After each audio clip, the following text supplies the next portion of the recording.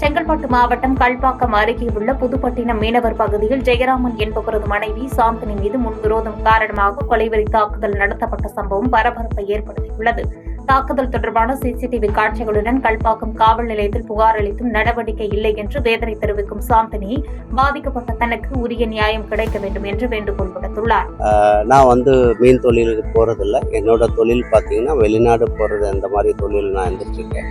கடந்த 4ஆம் தேதி முன்னுறது காரணமாக நான் வீட்டில் இல்லாத நேரத்தில் என் மனைவியும் என் பிள்ளைகளையும் பார்த்தீங்கன்னா முகுந்தனோட சித்தப்பா சுகுமாரன், முகுந்தனோட மனைவி சாந்தி, இவங்க 3 பேரும் உள்ள நுழைஞ்சு அத்துமீறி என் பிள்ளைகளையும் என் மனைவிகளையும் கொடுமைப்படுத்தி கொலை முயற்சி செய்யறதுக்கு பண்ணிட்டு போயிருக்காங்க. இது சம்பந்தமா நான் காவல்துறையில் அந்த 11 மணிக்கே நான் இது கம்ப்ளைண்ட் கொடுத்தேன். மனைவி சொன்ன பிரகாரம் நான் 10:30 மணிக்கு தான் நான் வீட்டுக்கு வரேன். 10:30 மணிக்கு வீட்டுக்கு வரும்போது தான் தெரிஞ்சது இந்த சம்பவம் நடந்தது அப்படின்னு.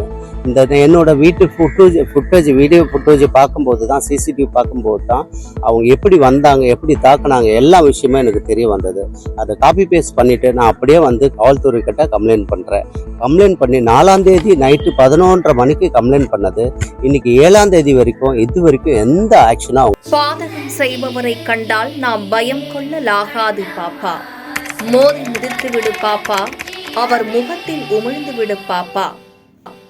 அண்மை செய்திகளை உடனுக்குடன் தெரிந்து கொள்ள இணைந்திருங்கள் எம் நாடு தொலைக்காட்சியுடன்.